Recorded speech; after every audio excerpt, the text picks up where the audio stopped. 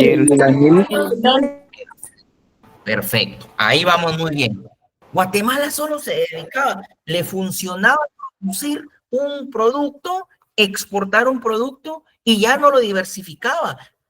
Los que llegaban al poder trataron en algún momento de hacer esos cambios, pero entonces decimos, ¿por qué existe una economía pobre en Guatemala? Porque es monoproductora y monoexportadora. ¿Qué significa monoproductor? Produce un solo producto.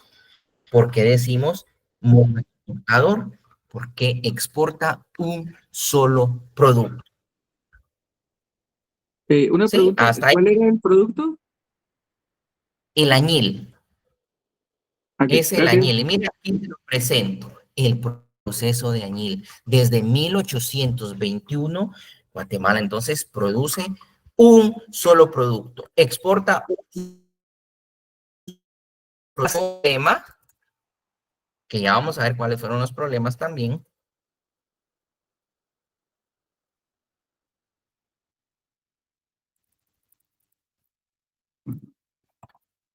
Siempre se dedicó a producir, por eso se llama monoproductor y monoexportador.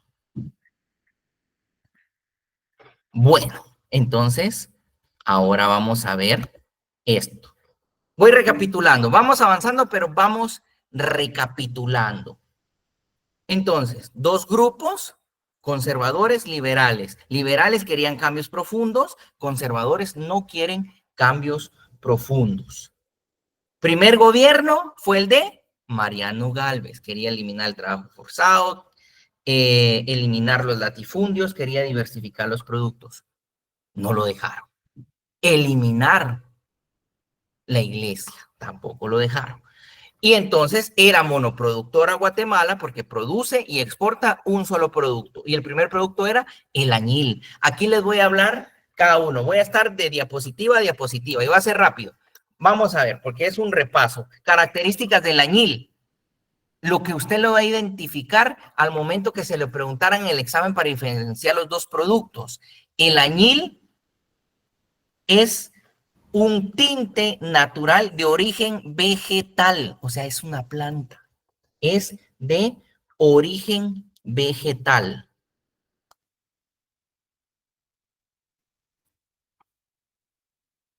Entonces es de origen vegetal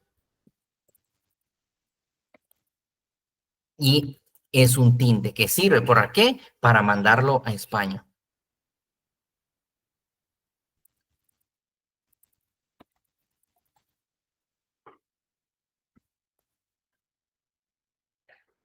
Buenas noches, Características para... licenciado. Buenas noches, Disculpe ¿qué la manda? molestia. Solo es que fíjese que una compañera está queriendo entrar a su repaso, pero me dice que no le dan acceso. Solo para avisarle si no le podría dar acceso, por favor. Claro que sí, con mucho gusto. Ahí estamos. Yo creo Gracias. que es que siguen llegando y bienvenidos todos. Qué alegría, somos más de 510 personas. Bienvenidos todos. Lick, perdone, ¿a dónde es que se exportaba el añil? A España. España Gracias. es quien manda. Nos independizamos de España, ¿sí? A mí me gusta activar la cámara porque no sé, pero me encanta. España demanda los productos. España está demandando. Nos independizamos de España, pero nuestro mercado principal es España. Obviamente, lo exportamos a otros lados, pero nuestro mercado ya lo teníamos marcado, solo nos independizamos de muchas cosas, pero sí seguimos exportando a España, porque ellos son los que nos siguen demandando productos. Entonces, añil, características, es tinte natural de origen vegetal. Las características, así rápido, porque lo vamos a diferenciar de la grana, por si no lo preguntara. Suficiente fuerza de trabajo. Se necesitan grandes extensiones de tierra. Grandes extensiones de tierra. Vayan tomándole captura a las diapositivas, porque hoy sí son un montón, no creo poderles enviar a todos. Entonces, capturita de pantalla. Es lo mismo. Yo sé que me entienden. Así voy en derecho. Entonces, ¿dónde iban a trabajar? Y se necesita bastante capital. De una vez, como es repaso, les voy a explicar la diferencia con la grana. Hubo problemas con el añil y luego empezó a producirse la grana, pero la grana no necesitaba grandes cantidades de tierra, no se necesita mucha fuerza de trabajo. La característica, póngale asterisquito a esto, la grana necesita del trabajo familiar, no necesita gran fuerza. Pero me regreso a la tinte de origen, tinte de origen vegetal, el añil. Único producto que se produce después de la independencia, es un tinte natural. Pero ¿por qué se vino abajo el añil? Ok, ¿por qué se vino abajo el añil? Vamos, acá les presento las causas de la caída del añil. Se descubre un tinte artificial. Como les decía, entonces, España está demandando un producto.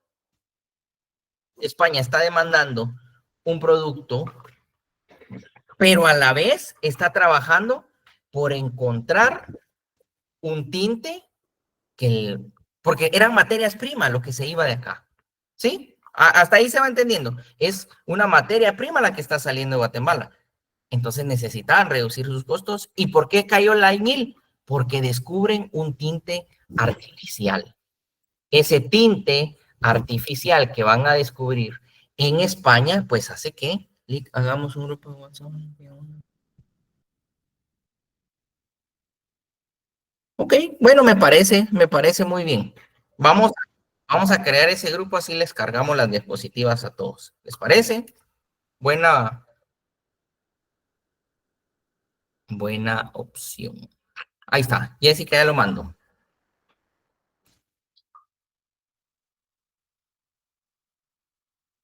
Jessica es administradora, póngame como administrador. Anote mi número. Un paréntesis ustedes. 50 y... Jessica fue quien lo creó, ¿verdad? 5708 72 56.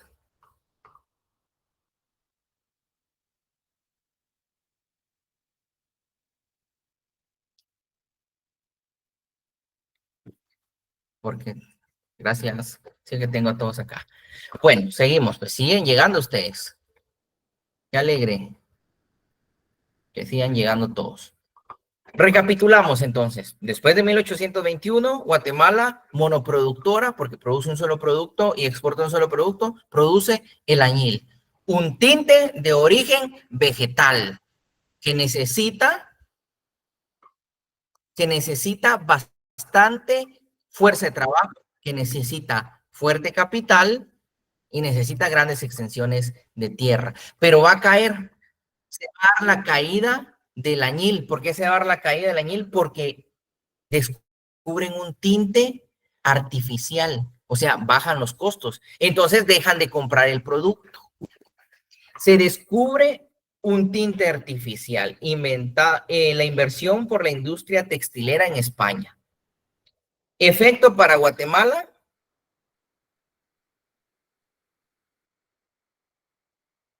Efecto para Guatemala. ¿Qué pasó? Se deja de producir. Miren qué interesante esto.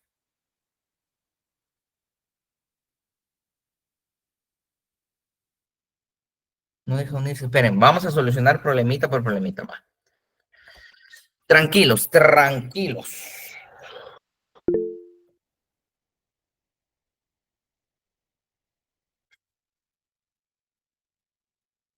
Tranquilos, no se estresen, no se estresen.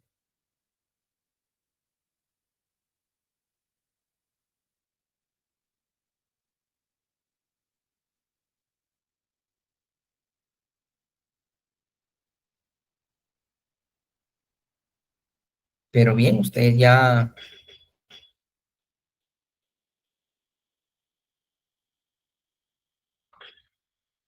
Jessica ahí me pone de administrador, para así les puedo compartir acá.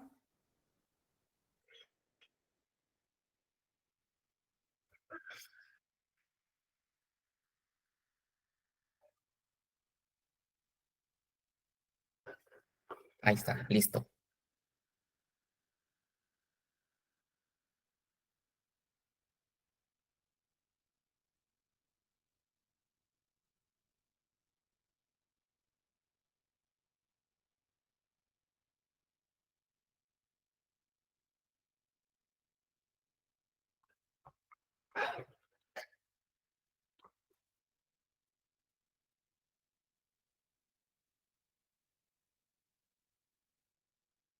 A los ustedes siguen llegando. Qué bendición.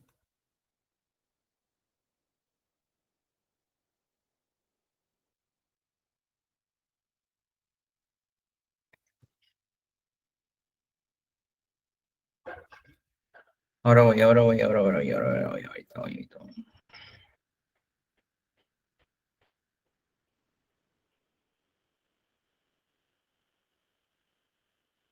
Si no pueden ahí, vayan al Instagram. En el Instagram ya coloqué ahí el enlace también. Así me van a seguir. La bici de Henry. Jiji.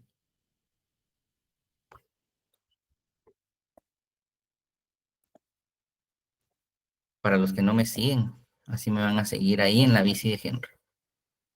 De origen, la bici de Henry. Producto de origen vegetal, el añil. Descubren un tinte artificial en España y se deja producir. Entonces, ahora pasamos al otro producto. Como era monoproductora y monoexportadora, ahora vamos a producir la grana. ¿Y qué dice de la grana? Bueno, cuando se empieza a producir decimos producto que sustituye al añil. ¿Sí? Cultivar nopales. Las nopaleras. Es natural, ojo, de origen animal. Ahí están las características para que en sus preguntas de examen, origen vegetal, añil. Origen animal, la grana. ¿Conocen la cochinilla? Son esos animalitos que se enrollan, puros armadillos.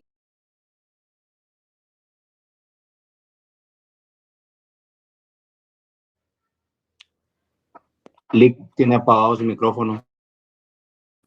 Ah, perdón, chicos, perdón, chicos. Espérenme. Silencié aquí, perdón. Respondí la pregunta, ¿verdad? Fue cuando bloqueé esto. Decía, ¿quiénes producen capa media alta rural? ¿Por quiénes está integrada esa capa media alta rural? Criollos empobrecidos, esos acomodados y los indios ricos. Ellos producen y lo exportan los terratenientes, los criollos, los que antes tenían, los que producían el añil. Como ellos tienen sus fincas añileras, pero ya no están vendiendo, y los de las capas medias, alta rural, están produciendo, pero no pueden exportar, ahí se genera ese negocio. Capa media, alta rural, produce y lo exportan los criollos, los terratenientes. ¿Sí? Y así es como funcionaba. Luego ya empiezan al trabajo en 1871 con el café. ¿Sí? Bueno, chicos, qué alegre, ya tenemos 549 conectados.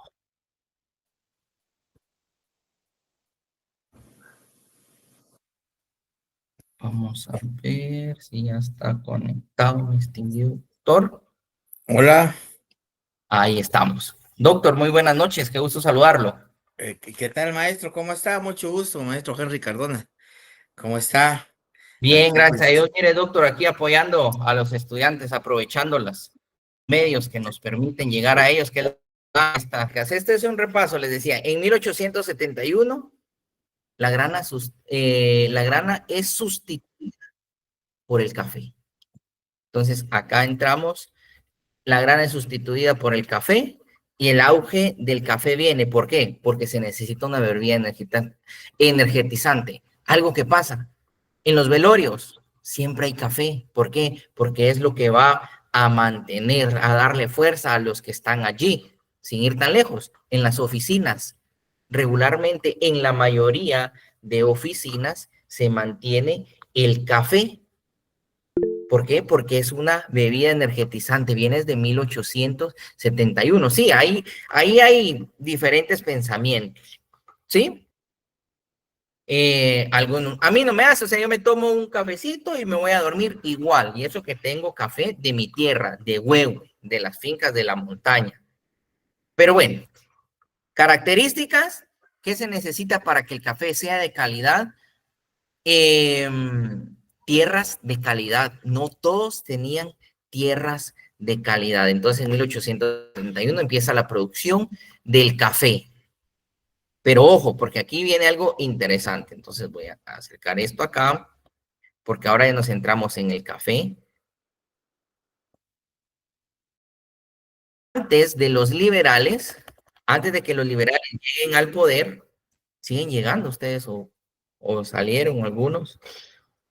Bueno, y es lo que les voy a decir y les voy a resumir. Respeto lo que cada uno piense y al final estos cursos es el área común y al final los tenemos que sacar. En algunos quedará, en otros pasará de largo, pero lo que buscamos es conciencia para que lo platiquemos después. Hoy lo que me interesa es que usted vaya bien preparado para el día de mañana. Tiempos recios, cabal, ya lo leyeron, ¿verdad? 100 puntos. Entonces, para que se produzca café se necesitan grandes extensiones de tierra que sean aptas para el café. No se cultiva, ¿sí? Si no se cultiva en tierras aptas, no es de calidad. ¿Qué pasaba? Lo sacaron. Bueno, si no es de calidad, pues no aceptan. Llegaba la producción, los quintales de café a Estados Unidos, pero no es de calidad, se regresaban esos productos. Los regresaban. Entonces, se necesita mejorar la infraestructura. Que envíen invitación si alguien se quedó fuera y lo agregamos. Aquí no he eliminado a nadie. Y quien ha estado en mis salones sabe que yo soy súper open mind. Y solo quien realmente estaba ahí en la clase sabe de qué estamos hablando. Y saben lo que hemos platicado ahí. Aquí lo que nos interesa es que usted vaya preparado para su examen. No vamos a ahondar en temas. Desactive el chat. Bueno, sí, eso también puede pasar. Sigamos, pónganme atención. Entonces, los nuevos terratenientes. Van a nacer nuevos terratenientes. Quiero que visualice esto porque así me lo va a entender. Empieza a producirse café. No todas las tierras son aptas para la producción del café, pero es allí que cuando llega el poder se van a empezar a beneficiar. Como todos los gobiernos, como toda organización, va a beneficiar solo a ciertos sectores. Y es entonces ahí donde voy a hablar de una vez ya de cuando llegan al poder los liberales. O sea, los liberales van a llegar en 1871. ¿Cuál era la característica de los liberales? Si se la preguntan en el examen. Cambios profundos. Cambios profundos. Perfecto. Cambios profundos, ¿sí? Y eso es lo que se esperaba en este momento. Y entonces don Justo Rufino Barrios va a llegar al poder, que representa intereses de los finqueros, pero él llegó con banderita de ser liberal. Él decía que iba a promover cambios profundos.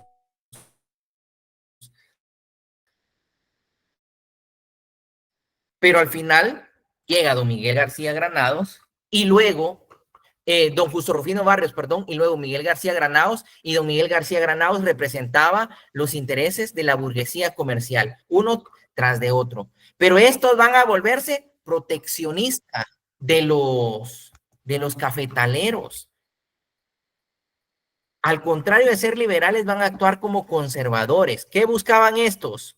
Solucionan los requisitos para desarrollo del café. Entonces empiezan solo a beneficiar al sector cafetalero. ¿Qué hizo? Ojo, ¿se acuerdan cuando le dije lo de los nombres? Primer gobierno, ¿quién iba a ser primer gobierno? Mariano Gálvez. Excelente. Mariano Gálvez. Características: eliminar el latifundio, eliminar el trabajo forzado, quería diversificar los productos y quería eliminar la iglesia. Ahora don Justo Rufino Barrios, ¿qué llegó a hacer? Buscó solucionar los problemas del café, dar soluciones a las reformas legales. Estos dos, tanto Justo Rufino Barrios como Miguel García Granados, dan soluciones a las reformas legales, soluciones de problemas de tierras, aplica la legislación agraria. Ojo, entonces ahí estamos. Aplicaron la legislación agraria, aplicaron la legislación laboral. ¿Quiénes? Justo Rufino Barrios y Miguel García Granados. Entonces, ¿qué es lo que hicieron estos? Asterisquito, corazoncito, guiño, posible pregunta de examen. Antes de la toma de poder de los liberales, se da la habilitación del puerto de Champerico. Y resalta ahí, ¿cuál fue el primer decreto? Habilitación del puerto de Champerico. La habilitación del puerto de Champerico fue el primer decreto. O si en la pregunta dijera, ¿cuál fue el primer decreto que se dio en el periodo de los liberales? La habilitación del puerto de Champerico. ¿Lo anotó? Le puso el guiño, el corazoncito, 100 puntos. Sigamos, pues. Ok. ¿Vamos bien con el repaso, chicos? ¿Hay algo que no haya quedado claro? ¿Bien? Licenciado, disculpe, dice Sí, que antes de tomar el poder, Justo Rufino Barrios y Miguel García Granados, es que se da la habilitación del puerto de Champerico. Es el primer decreto. Es el primer decreto, correcto. Muchas gracias. Aquí está la diapositiva, mire. Antes de la toma de poder de los liberales se da la habilitación del puerto de Champerico, que es el primer decreto. ¿O cuál fue el primer decreto que se dio antes de la toma de poder de los liberales? La habilitación del puerto de Champerico. O sea, se decretó que tenía que habilitar el puerto de Champerico. Ahí está. De cualquiera de las dos formas, listos. Aquí está, esto no, por eso les decía, no está tan complejo. Y nos va a ir muy bien. ¿Sí? Nos va a ir muy bien. ¿Por qué? Porque Justo Rufino Barrios, o en el periodo de los liberales, se da la legislación agraria y la legislación laboral. ¿Cuál fue la legislación agraria? Promover intereses particulares, sea solo del sector cafetalero. No promovió mejoras de los medios de producción. Los objetivos de esta, aquí no se ve muy bien, ¿verdad? Pero aquí lo vamos a agrandar. Buscaba medios para contar con suficiente tierra y repartirla con la producción del café, pero solo para un pequeño sector, el sector cafetalero. Eso buscó la legislación agraria. Nacen los nuevos terratenientes, se produce más café y favorecen intereses del gobierno. ¿De qué tema a qué tema viene el examen?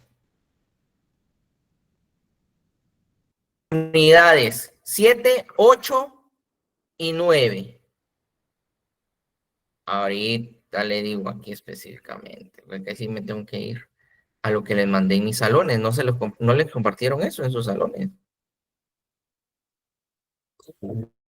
Sí, a nosotros sí. Bueno, ahorita les digo. Contenido final, unidades séptima, octava, novena. De la patria del creo, el capítulo 8, la colonia y nosotros, las reflexiones finales.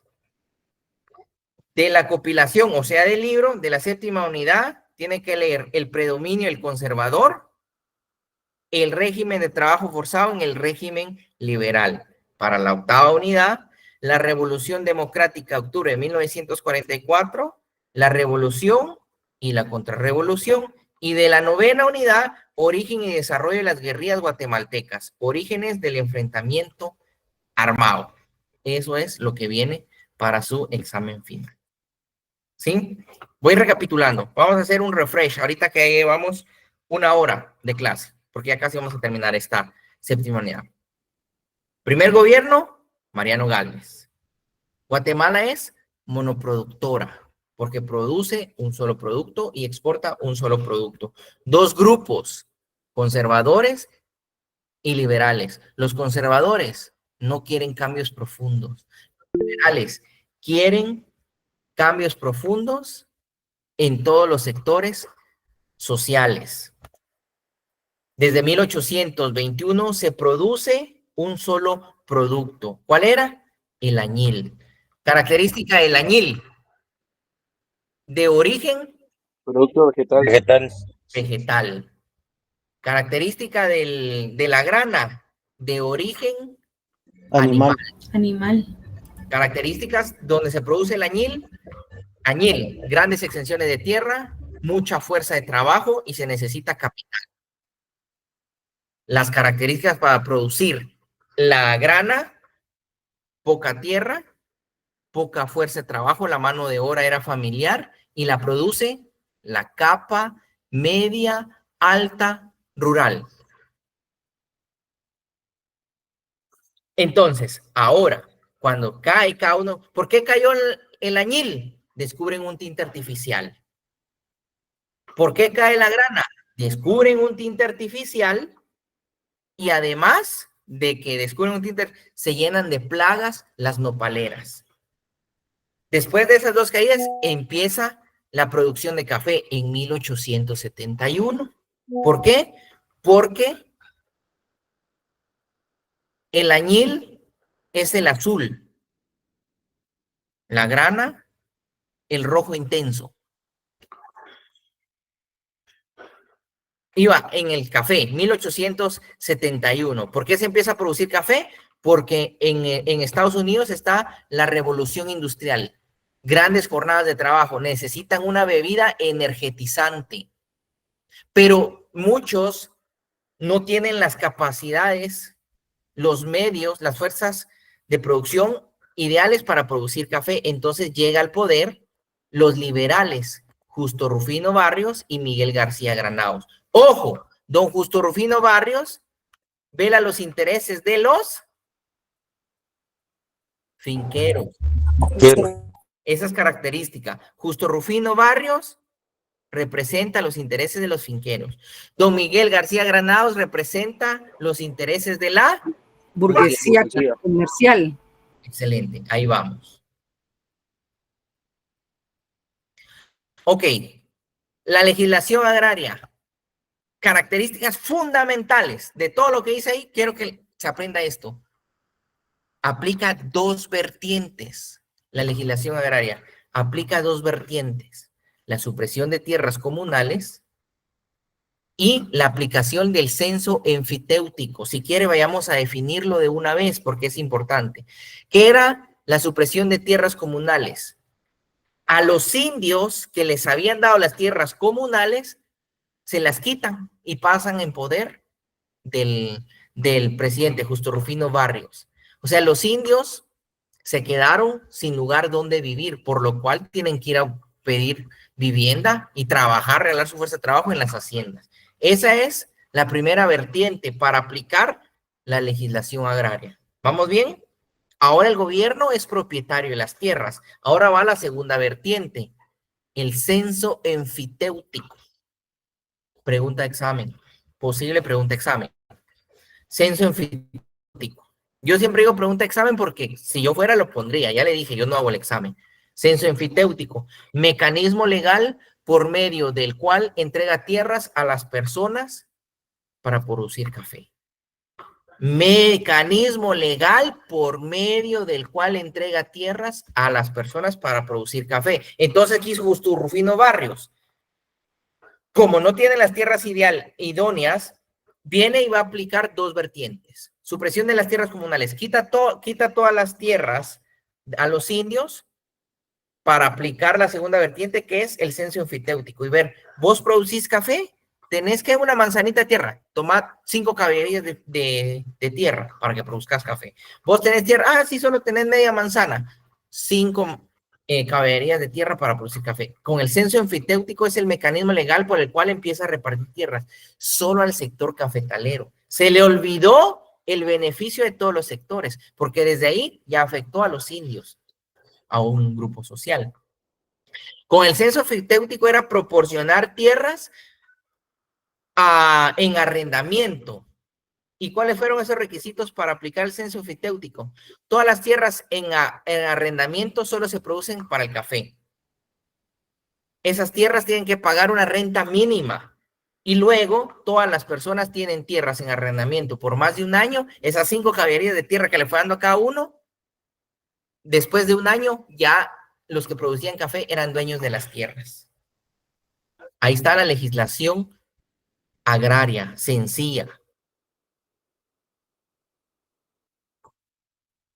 Ahora todas las tierras son propiedad de los nuevos terratenientes, ¿sí? La legislación de 1871 se da por beneficio de favorecer al gobierno de turno y favorecer al gobierno cafetalero, o sea, solo a un sector. O sea, liberales, nada, no fueron liberales. Ahí estamos con la legislación agraria. Vayamos con temas importantes de la legislación laboral. Encontrar un mecanismo por medio para... Ahora ya tiene tierras, hay que mandarles fuerza de trabajo, ¿sí? ¿Qué manda Oscar? ¿Sí, Oscar? Voy a tomar una foto para el recuerdo. Vaya.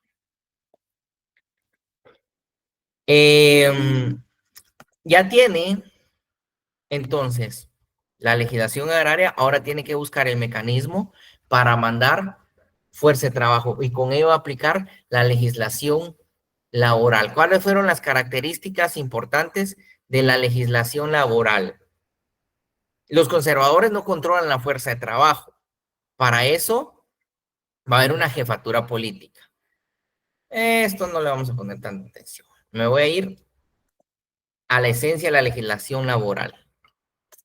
La legislación laboral. ¿Qué se crea aquí? El reglamento de jornaleros. Pregunta de examen. Instrumento legal, otro instrumento legal, que establece relaciones dueños de finca y sus trabajadores forzados.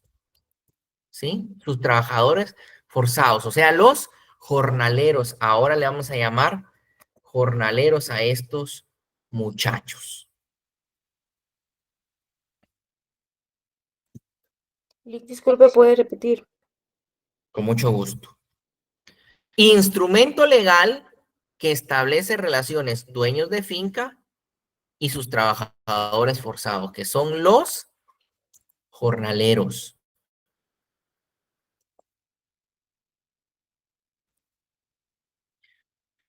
Este va a ser el reglamento de jornaleros. Reglamento de jornaleros fue ese instrumento legal. ¿Qué indicaba el reglamento de jornaleros? Todos los indios tienen que ir a trabajar 100 jornales seguidos a las fincas cafetaleros. ¿Cuál era la función? Obligarlos que el indio va a tener una libreta de jornaleros. Pero ¿qué pasa si el indio no cumple? ¿Sí? ¿Qué pasa si el indio no cumple con trabajar esos 100 jornales? Le van a aplicar la ley contra la vagancia. ¿Y qué buscaba la ley contra la vagancia? Aprovecharse del indio con servicios gratuitos.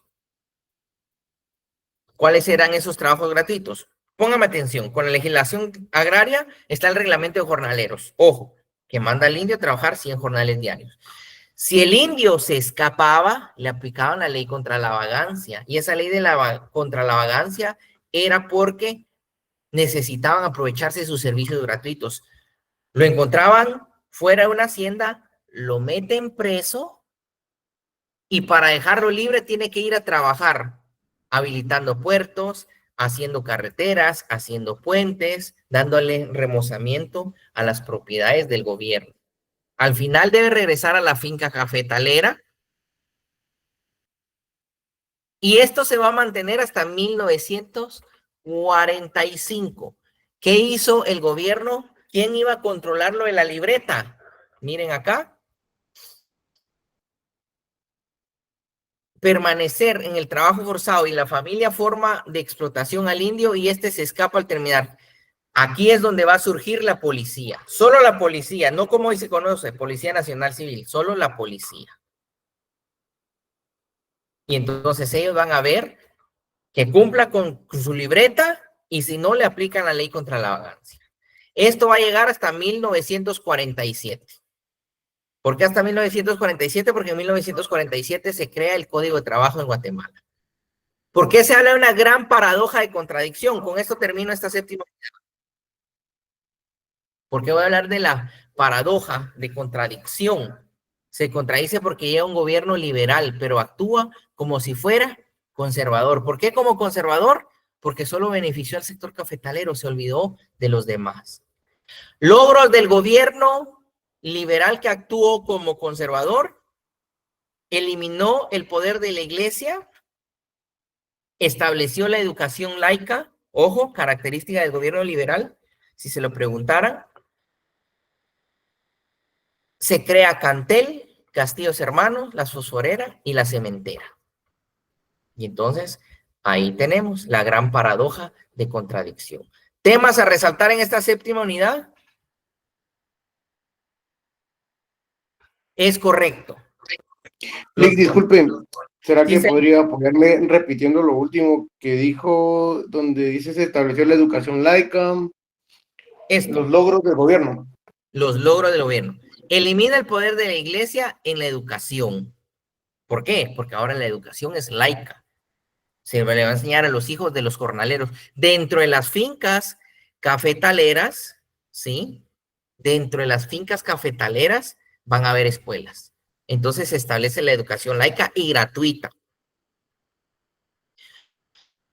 Eran obligados los cafetaleros a mandar a los hijos a estudiar. Y hubo un mínimo desarrollo industrial. Se centró todo el interés en el café. Pero se crearon industrias que hoy son poderosas, como Cantel, telas, la ropa en Quetzaltenango, Castillo Hermanos, que yo más de alguno ha de conocer aquí, la fosforera, la cementera, y empieza ciertos procesos de industria. Entonces, puntos a resaltar acá: legislación laboral. La legislación laboral, reglamento de jornaleros, obliga al indio a ir a trabajar 100 días. Si se escapaba, le aplicaban la ley contra la vagancia, que era aprovecharse de sus servicios gratuitos para la infraestructura y habilitar puertos, y tenían que regresar a las fincas cafetaleras. ¿Quién se lo aplicaba? La policía. Con legislación agraria, dos vertientes: supresión de tierras comunales y el censo enfiteutic. Supresión de tierras comunales, le quitan las tierras a los indios y pasa a ser propiedad del rey. Censo enfiteutic, el mecanismo legal por el medio del cual se le entrega tierras a las personas para producir café. Y ahí está. Justo Rufino Barrios representó los intereses de los finqueros, don Miguel García Granados representó a la burguesía comercial. Gobiernos que aplicaron legislación agraria y legislación laboral. Crean el Banco Nacional Agrícola. Ojo. Gobierno de los liberales crean un Banco Nacional Agrícola. Banco Nacional Agrícola. No el Banco de Guatemala. No se debe confundir. El Banco de Guatemala, ¿quién lo creó?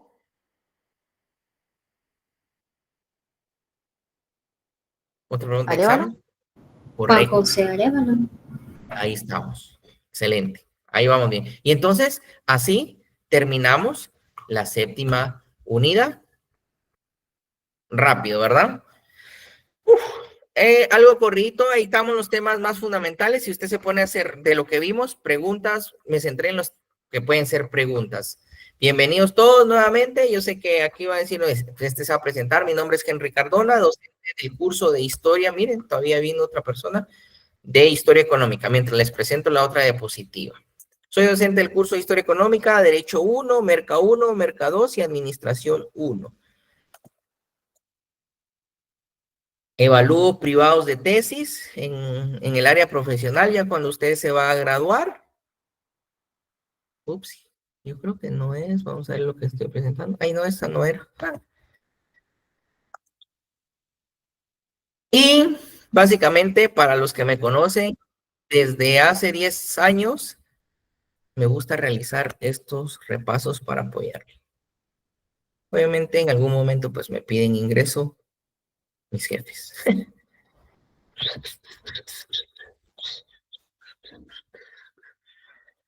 Voy a presentar, seguimos ahora ya.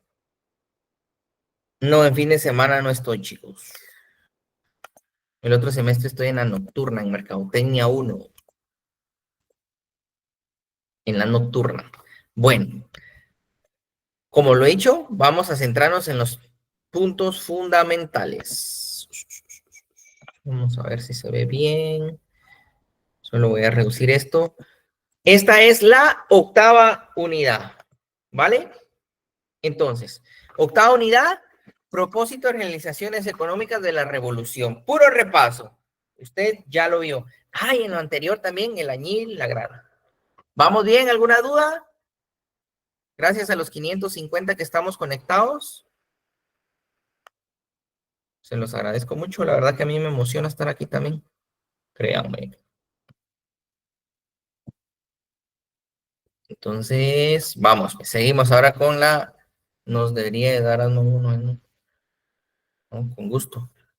Con gusto. Bueno. 1, 2, 5. Entonces...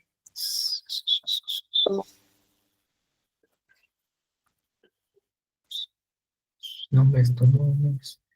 ¿Dónde está? ¿Dónde está? Aquí está. Bajamos. Voy a ir a centrarme en lo más fundamental. Un contexto. Llega la crisis del 29, donde se desploma la bolsa en Wall Street. Hay crisis a nivel mundial y en Guatemala hay crisis. Hay un gobierno que se propone con cambios profundos. Y ese gobierno va a ser de Jorge Ubico. Aquí empezamos nombres. Ahorita nombres que hemos visto. Primer gobierno, Mariano Gálvez. Representó intereses de los finqueros, Justo Rufino Barrios. Representó los intereses de la burguesía comercial, Miguel García Granados. Aplicó la ley de jornaleros, Justo Rufino Barrios. Aplicó la legislación agraria, Justo Rufino Barrios y Miguel García Granados. Aplicaron la legislación laboral, Justo Rufino Barrios, Miguel García Granados. Mira el 29, 1929. Crisis a nivel mundial. En Guatemala no es la excepción. Ya no se está exportando tanto café. Hay que buscar soluciones. Tiene que llegar un bombero a apagar ese fuego. Va a llegar al poder Jorge Ubico. ¿Por qué? Causas internas, la crisis del 29, cae la demanda del café, se reducen las exportaciones, caída de los precios, hay un desempleo terrible. ¿Qué pasa? Don Jorge Ubico llega, pregunta de examen, gobierno que aplica medidas fuertes de contradicción, que era gobierno fascista y totalitario. Es el gobierno de Jorge Ubico. Característica de Jorge Ubico, gobierno totalitario y fascista. Gobierno de mano dura. Otra característica, por si le pareciera a usted así en el examen. Jorge Ubico. ¿Cuáles fueron las características de ese gobierno totalitario? Política de austeridad, reducciones del presupuesto, despido de trabajadores, reducción de salarios. Gobierno que elimina la sindicalización, que niega el derecho de libertad de expresión. Jorge Ubico. Ahí está Jorge Ubico. Esas son las características del gobierno de Jorge Ubico. La gente se cansa. ¿Sí? De ese gobierno totalitario y fascista y sale a las calles a manifestar. Un hecho histórico, 25 de junio, en las protestas para que renuncie Jorge Ubico, ¿quién muere? La maestra La Chinchilla. maestra. La maestra María Chinchilla. Pudo haber sido cualquier persona, no lo vamos a demeritar, pero esa fue la gota que derramó el vaso. ¿Qué significa esto? La gente se cansó. La gente se cansó de ese gobierno totalitario, salió a las calles a exigir la renuncia de Jorge Ubico, ¿sí? Y entonces asesinan a María Chinchilla. Eso alteró más a la población. Cuando se da la revolución, entonces, el 1 de julio, cuando ya se organizaron todos, el 1 de julio, renuncia Jorge Ubico y le cede el poder ¿a quién? A Federico Ponce Baires. Excelente, a Federico Ponce Baires.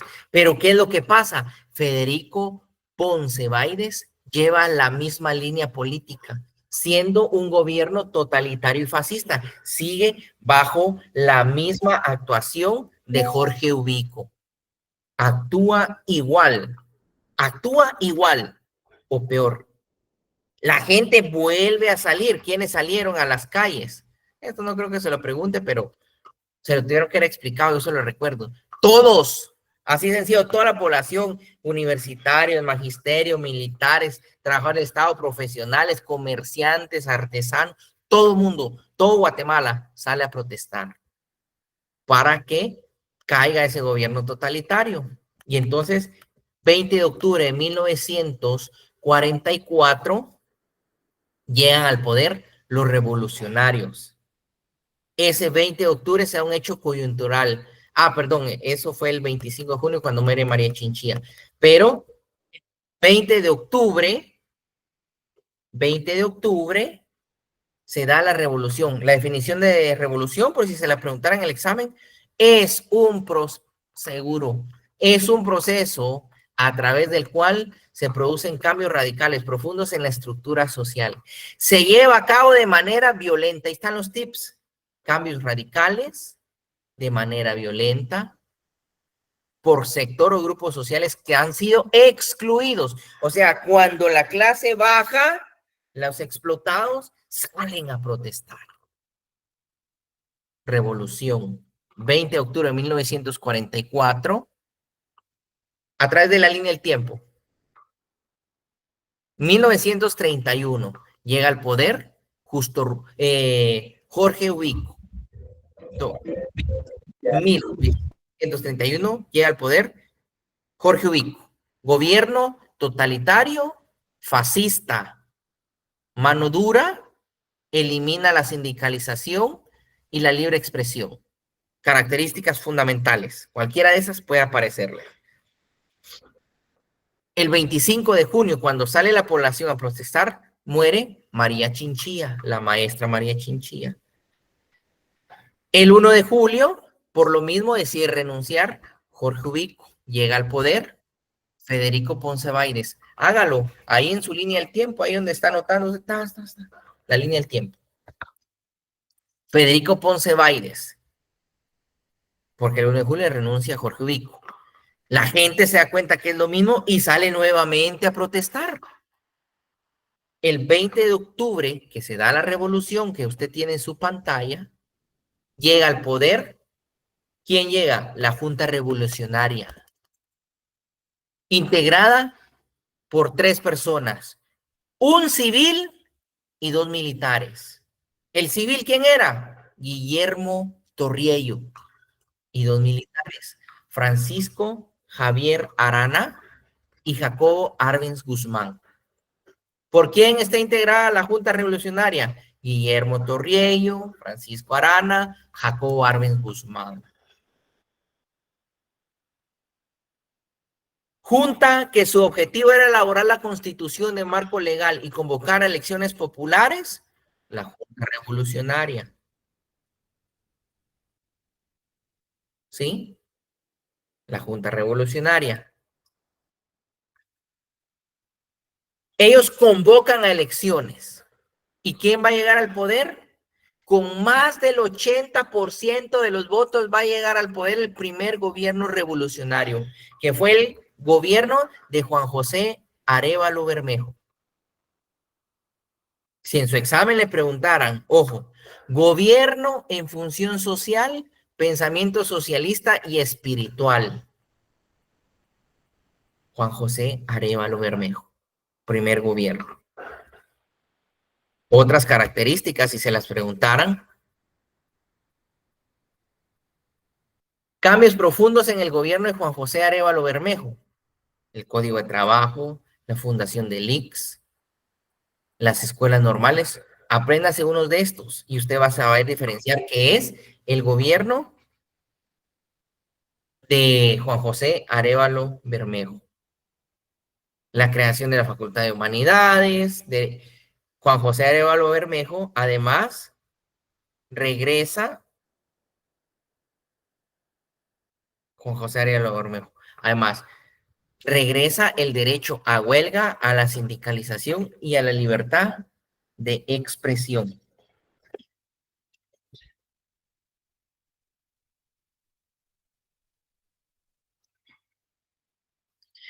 Bueno, y entonces ahí tenemos el primer gobierno sin mayor. De Juan José Arévalo, con mucho gusto, aquí está. Crea el Código de Trabajo, va a fundar el ICS, crea las escuelas normales, crea la Facultad de Humanidades, se logra la autonomía universitaria, crea el Archivo de Centroamérica y, ojo, reactiva el derecho a huelga, a sindicalización y a la libertad de expresión. ¿Sí?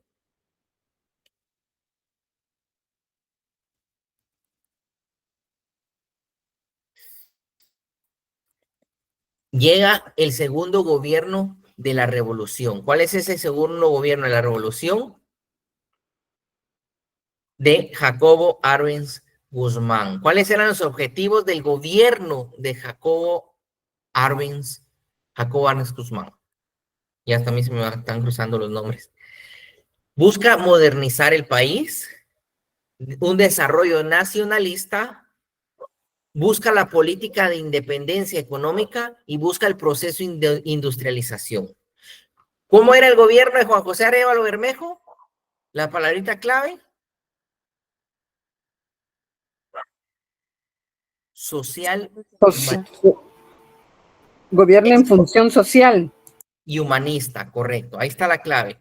Y en cambio, Jacobo Arbenz Guzmán era más ambicioso en lo económico. Modernización del país, un desarrollo nacionalista y crea la política de independencia económica y también el proceso de industrialización. ¿A través de qué o cómo lo iba a realizar? ¿Cuáles fueron los cambios profundos? Estos son los cambios. Vimos los objetivos, ahora los cambios profundos. 4. Diversificación en la producción. Correcto, Sara, los 10 años de primavera, y es cierto, los mejores 10 años de nuestro país, lo mejor para Guatemala, los únicos que han habido 10 años. ¿Qué manda, Aura? Lick, disculpe, solo estos cambios profundos es de ambos. No, estos son de Jacobo Arbenz Guzmán. Gracias.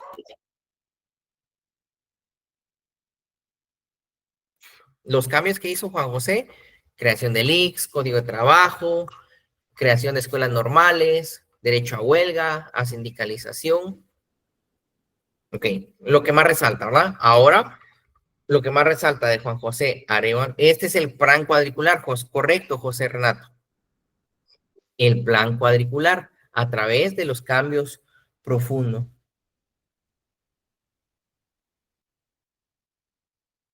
Diversificación en la producción, arrendamiento forzado de tierras, el decreto 900 y el rompimiento de los monopolios. En los cambios que hubo. ¿Qué hizo acá? Esto se lo explicaron en clase, pero sí lo que necesito es explicarles esto. Ya vamos ustedes. Miren pues. Para contrarrestar a la IRCA, que es la International Rails, los trenes, quienes sacaban las producciones, construye la carretera al Atlántico? Si en el examen le preguntaran, presidente que construye la carretera al Atlántico, Jacobo Arbenz Guzmán. Para hacerle frente a la UFCO, la United Fruit Company, va a diversificar los cultivos. Guatemala era monoproductor, ¿se recuerda? Entonces él viene y va a diversificar productos. Ya no solo maíz, ya no solo café, legumbres, frutas, verduras. Todos los cambios que hizo los cambios profundos. O sea, para que ya no solo la bananera trabajara, no solo ellos dieran trabajo, no solo ellos generaran dinero, diversificó cultivos. Y aparte, estaba la empresa eléctrica, que era gringa también, para contrarrestar la energía eléctrica y darle diversificar la energía a la población guatemalteca, va a crear la hidroeléctrica Jurún-Marinalá, como bien decía el compañero. Esto fue a través del plan cuadricular. Con el decreto 900 le quita todas las tierras. El decreto 900 proveyó de tierras a más de 100,000 familias en 9 meses.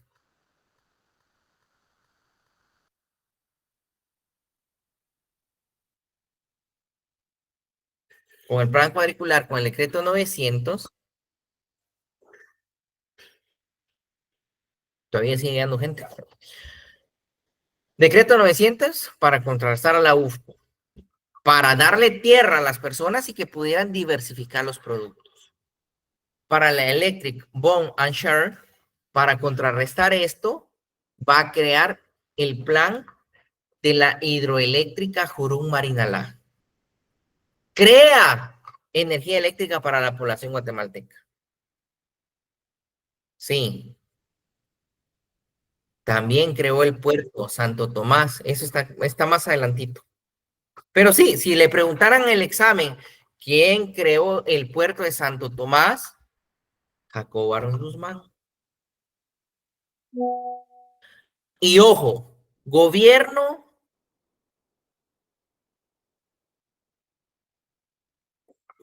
¿Cómo así, Michael? Con el plan cuadricular, él aplica un plan cuadricular que le va a generar cambios profundos, que fueron estos cambios profundos que contrarrestan a estas empresas gringas.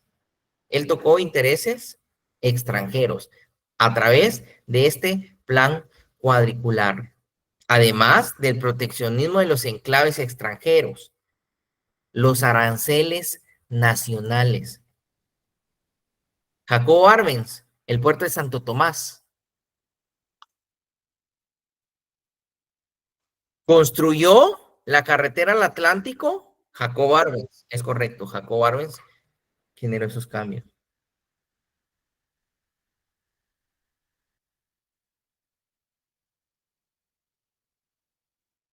Con los aranceles nacionales, protege, le pone aranceles altos a las empresas que iban a exportar productos a Guatemala y a las empresas guatemaltecas les mantiene los impuestos bajos, el plan cuadricular.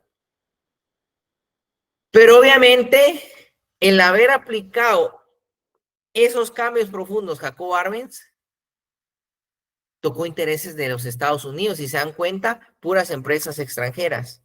Él le hizo frente. Él quería un plan nacionalista, no depender de nadie. Vamos a ver aquí, esto es lo que me interesa. En Puerto Barrios y Cebal, sí, Celia, así es, 100 puntos. Con la aplicación del decreto 900, crea la ley de arrendamiento forzoso, la ley de la reforma agraria. O sea, todas las tierras ociosas de las empresas extranjeras las recupera el gobierno. Les paga una mínima cantidad, que era con lo que la tenían reportadas, y se las da a toda la población en general. Se beneficiaron más de 100,000 familias, eran en 18 meses. En 18 meses se beneficiaron más de 100,000 familias, gracias a la política agraria de Jacobo Arbenz Guzmán. Entiéndame esto. La política agraria que aplica a Jacobo Arbenz Guzmán a través del decreto 900 benefició a más de 100,000 familias en 18 meses. Además, Jacobo Arbenz Guzmán da créditos. Les dio tierra, les dio créditos y los preparó.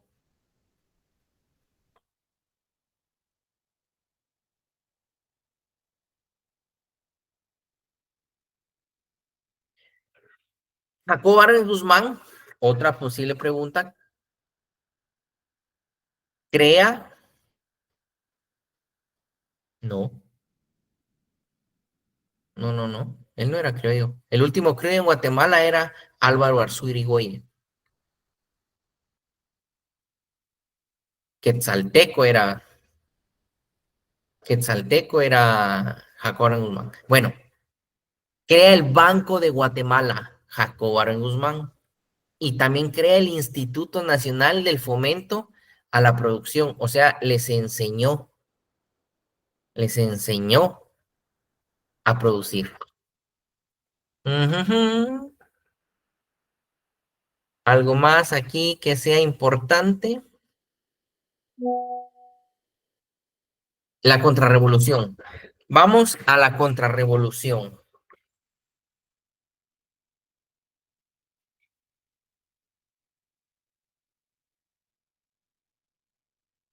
Ahí está. Buen aporte, Carlos.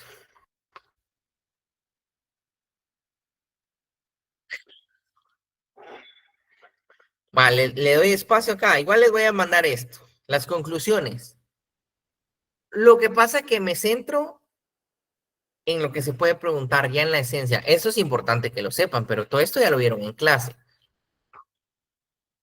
Porque aquí hablamos fue una etapa de grandes y profundos cambios sociales, es cierto. Solo voy resaltando de carácter económico. El Banco de Guatemala lo creó Jacobo Arbenz Guzmán. Aquí está, miren. Y el Instituto Nacional de Fomento de la Producción. Lick, pero había dicho que el Banco de Guatemala fue Arévalo. Bueno, así lo apunté yo. Es Jacobo Arbenz Guzmán. Un lapsus ahí, si lo dije, un lapsus. Pero es Jacobo Arbenz Guzmán. Hasta las máquinas fallan.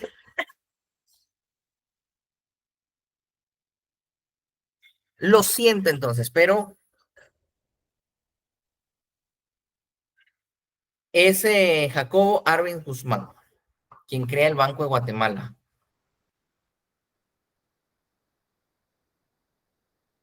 Perdón, Catherine.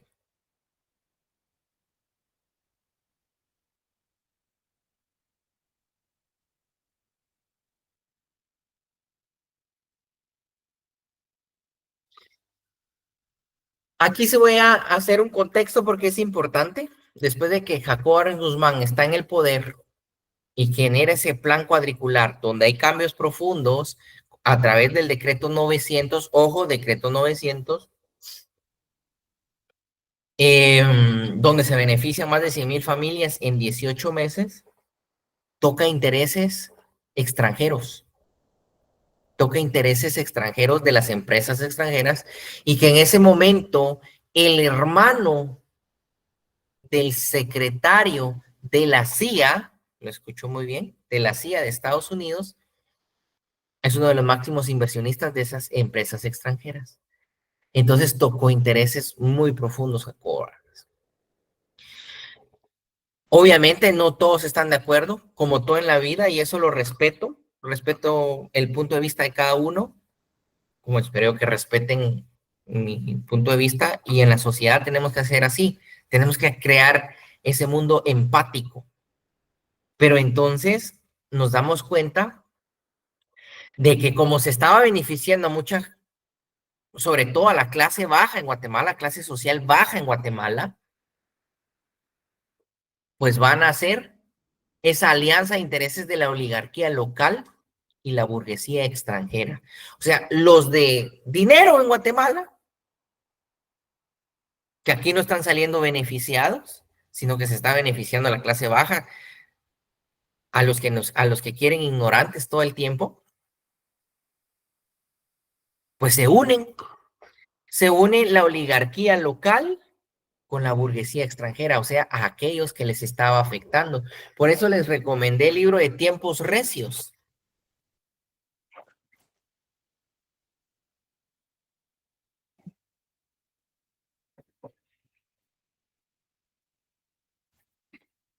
Aquí los tengo, miren, bueno, mi Biblia, La Patria del Criollo, y este es el que les he dicho, Tiempos Recios. Pues, acá habla mucho de esto justamente.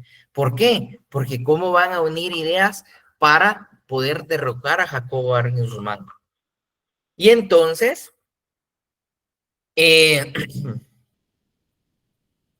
van a catapultar a Carlos Castillo Armas.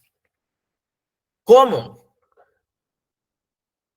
Pues va a haber una inversión extranjera, como se tocó intereses internacionales, pues resulta, pues,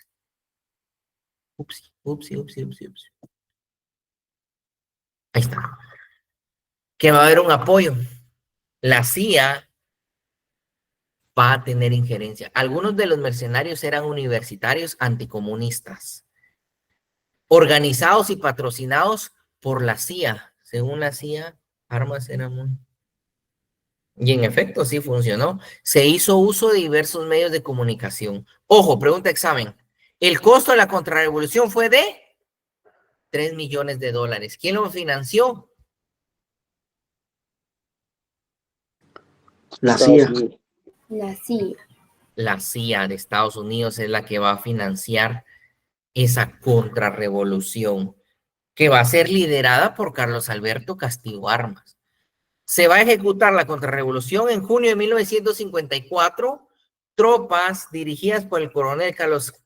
¿Saben cómo le decían a Carlos Alberto Castillo Armas, verdad? Que aquí está en este libro, no me lo invento. Aquí está. Caca. Caca por sus iniciales. Carlos Alberto Castillo Armas. Él va a liderar y al final, si nos damos cuenta, ojo, la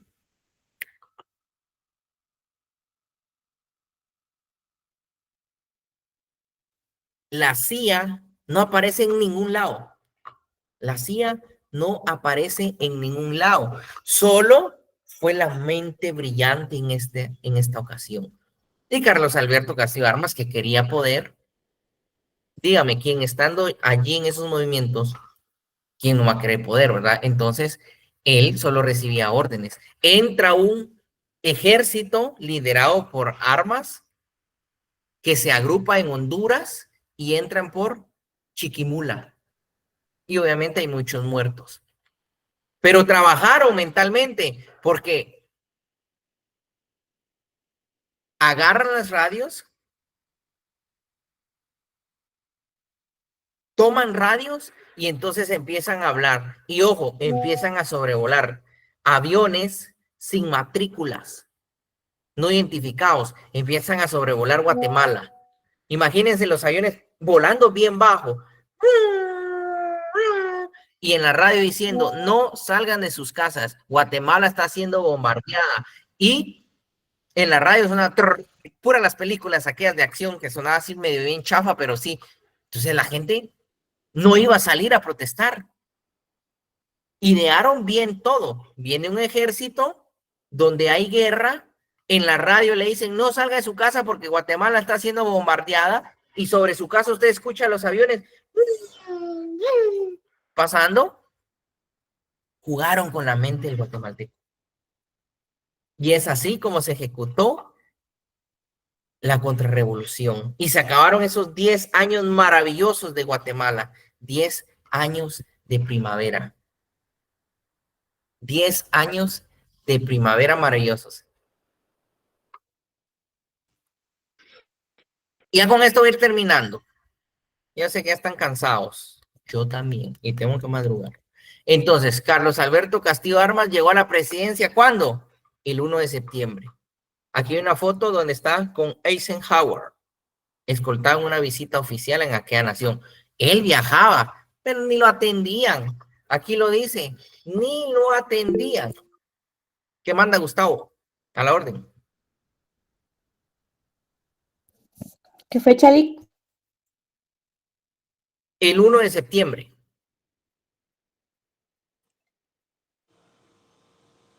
El 1 de septiembre de... porque si no me acuerdo. Claro. Es más, hasta lo asesinaron. Del 54. Del 50. Esta se me fue la... Del 54 se fue la contrarrevolución. No, no queda grabado. Solo es beneficio para los que están conectados en este preciso momento. No, bien, sabía leer y escribir. Era militar, dicho sea de paso. Aquí viene lo importante. ¿Qué aplicó armas? Crea el decreto 31. Crea el decreto 31.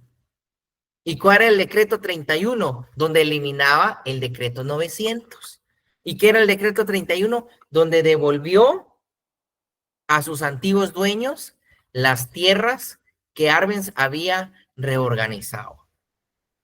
Ordenó la devolución de las fincas nacionales al Estado. O sea, aquellas 100,000 familias, chau, ya no hay nada. El 1 de septiembre de 1954 llegó al poder Carlos Alberto Castillo Armas Pablo. Y entonces, después de que Carlos Alberto Castillo Armas llega al poder, donde aplica el decreto 31, hay un grupo que siguió en la lucha. Los seguidores de Arbenz, universitarios, unos militares y población. Y desde ahí empezó una guerra interna. La liberación atacó a las fuerzas revolucionarias. Las organizaciones campesinas y obreras fueron diezmadas mediante leyes represivas y el terror estatal. Exacto, Edgar. Se empiezan a formar las famosas guerrillas. La respuesta fue la violencia. El gobierno ayudó de forma... Después de, con la contrarrevolución, se crea el CACIF. Fue el mismo gobierno el que ayudó a la creación del CACIF, porque se dieron cuenta que si no se agrupaban, la población se podía unir y se iban a rebelar en cualquier momento. Desde ese momento, los gobiernos recurrieron con más frecuencia al uso de terror para callar las protestas. Como resultado, una parte de la población buscó como único camino la participación política. Desde 1954. Empieza a haber conflicto, ¿verdad? Pero ojo, fue hasta el 13 de noviembre, aquí empezamos a hablar de lo último. Aquí ya empezamos a hablar específicamente de la formación de las guerrillas. El 13 de noviembre de 1960 nacen las famosas guerrillas con el MR13, Movimiento Revolucionario, 13 de noviembre. Y entonces, aquí tenemos todo eso.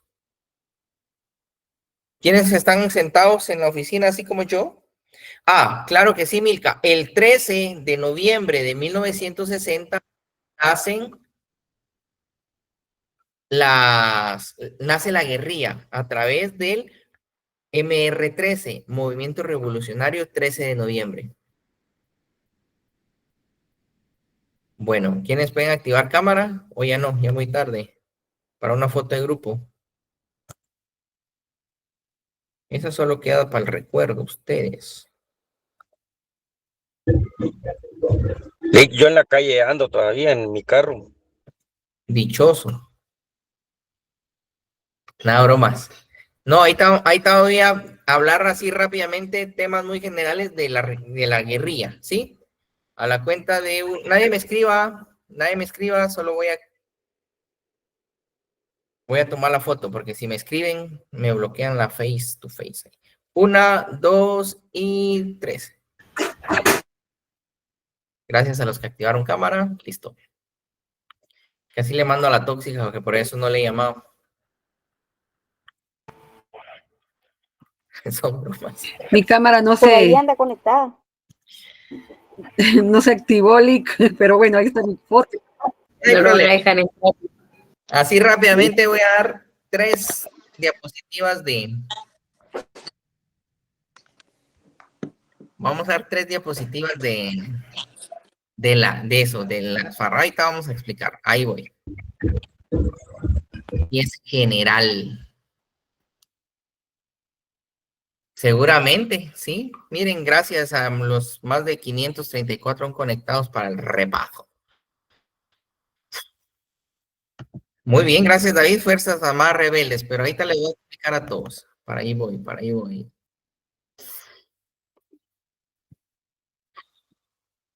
Ya me cansé también, no crean. Todavía quiero tomar el café. Ah, sí, los que no me siguen van a seguirme en la bici de Henry. Así se llama en el Instagram y en el TikTok. Y también ya está en Facebook. En Facebook vamos a dar el próximo repaso para que quede grabado ahí, ¿verdad? Según se lo borran, habría que averiguar. Ok, vamos a ver, vamos a ver.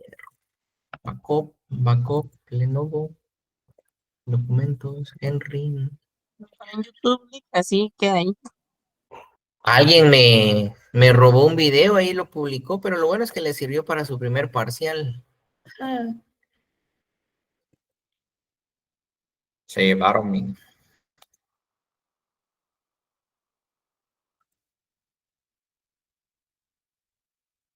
Novena. No.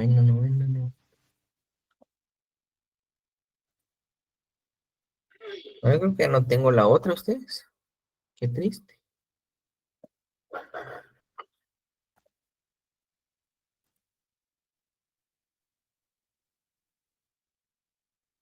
Segunda, tercera, cuarta, décima.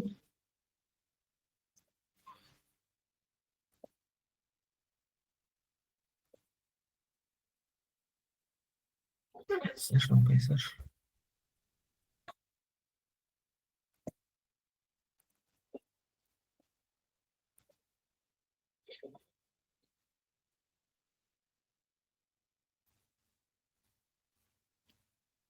Ahí está, muy bien.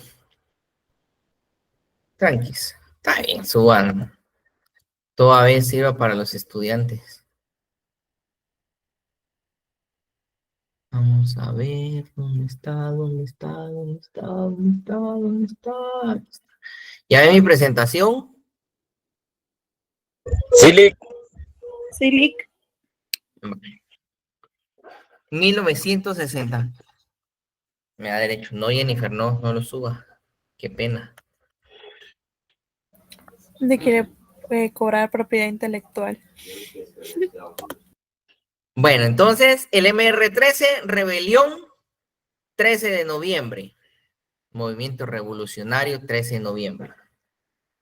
Póngame atención, pues. Ya están viendo esto, ¿verdad? Sí, Lick. Sí, Lick. Aquí está. De esto, la verdad, casi no preguntan. Igual ya espero que hayan hecho su lectura, pero les voy a dar lo más fundamental.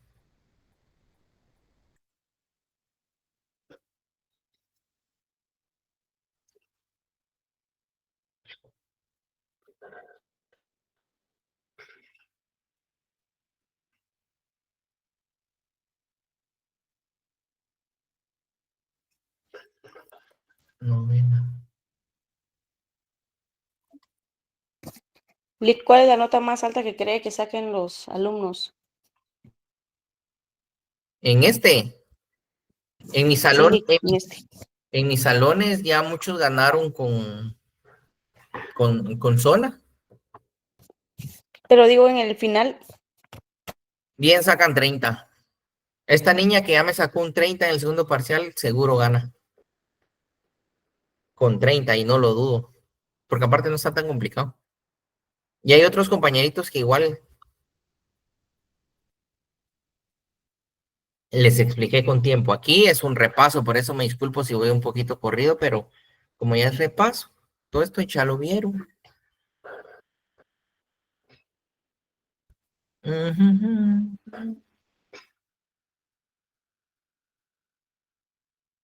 ¿Quién sacó 30? ¿Alguien puso ahí que sacó 30?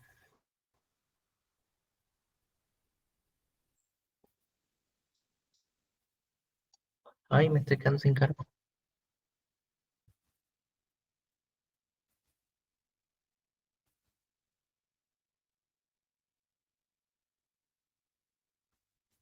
Ahora me voy a ir de una vez hasta el final. Esperen ustedes, porque no encuentro esto. Es que aquí hay mucha... Licenciado, ¿Qué manda? pero al conflicto armado sí se le puede decir guerra fría, ¿no? Así le dijo su catedrático. Sí. Entonces sí.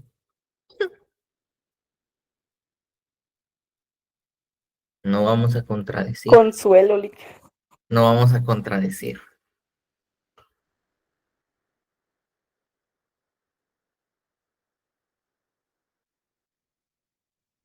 Ahí está, eso es lo que estaba buscando. En el 109, ¿verdad?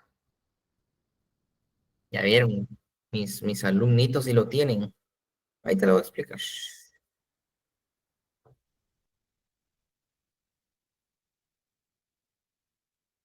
Ya si no sacan 100 ellos, ya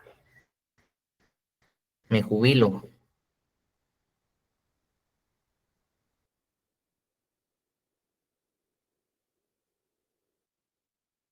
Esa es. Y una vez lo voy a mandar a algún grupo ahí, quien lo tenga se rayó. Al primero que me aparezca los tantos que crearon. Listo, se fue. Ligue de unas clases.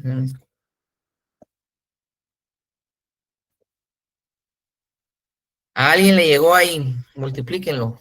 Es que al final no sé quién quedó.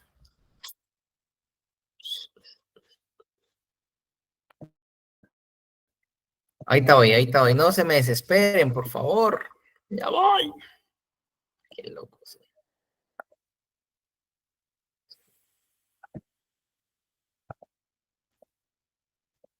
Ahí está, listo. Ahora sí. Aquí les explico. Este es rápido, rápido, rápido. El conflicto. No, hombre. No es Guerra Fría, es lo que pasa que no va a decir. Si no, después le dice, Lick, pero el que nos dio repaso dijo que usted nos dijo algo que no era o algo así, entonces no generamos conflicto. Es el conflicto armado interno, conflicto armado interno. Aquí está el conflicto armado interno, las famosas guerrillas, una guerra civil, es una guerra civil. Eso es una guerra civil, ahí está. Es que también se me cruzan los cables. Periodo de actividades bélicas durante el año de 1960 al año de 1900, no le diga guerra fría, una guerra civil, guerra interna. Ahorita les voy a mandar a los otros, tranquilo, déjenme terminar.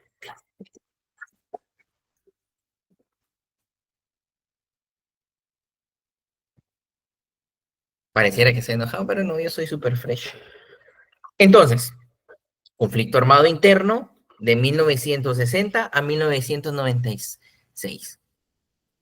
No, hombre, no sé si se enfrentó el ejército de Guatemala contra, ahí se me apagó la tableta, contra diversos grupos insurgentes.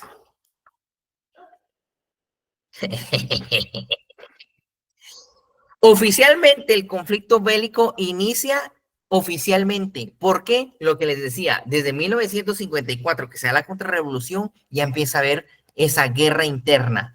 Pero oficialmente el 13 de noviembre de 1960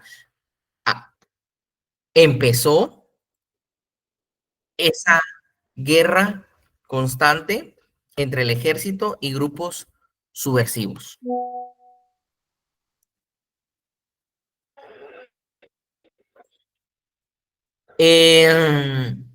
Otros estudiosos aseguran que el origen daría vida al conflicto armado en 1960 radica en el asesinato del militar Francisco Javier Arana, pero ahí no me voy a adentrar porque eso no se lo van a preguntar.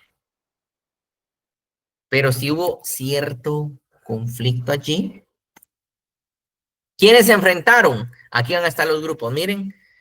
Resulta tanto evidente como práctico indicar que los bandos existentes durante el conflicto fueron los guerrilleros y el ejército, los militares y los grupos subversivos. Cualquier nombre que usted lo encuentre, guerrilleros, grupos subversivos, militares o el ejército. Pero una respuesta de este tipo resulta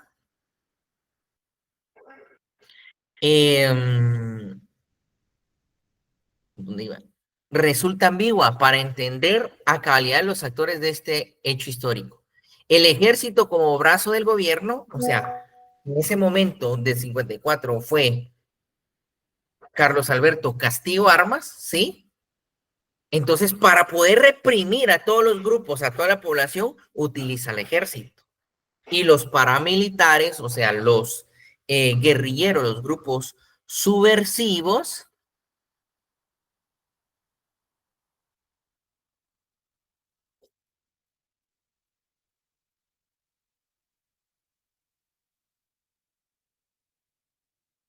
se enfrentaban. Por el otro lado, fueron 4 las grandes agrupaciones. Esto sí es importante, miren, aquí podrían salir preguntas.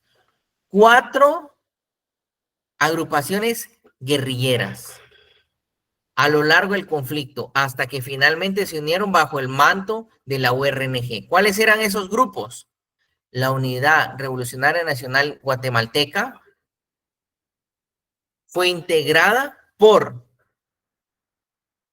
el MR-13, por las FARC, Fuerzas Revolucionarias Armadas, a quien me estaba preguntando qué eran las FARC, Fuerzas Revolucionarias Armadas, el Ejército General de los Pobres, EGP, y por último, la Organización de Pueblo en Armas, la ORPA. Esta fue la última a agruparse. Pero estas 4 se van a agrupar posteriormente en lo que conocimos como la URNG, o sea, la Unidad Revolucionaria Nacional Guatemalteca, que fueron los que firmaron los acuerdos de paz. ¿Qué manda, Gustavo?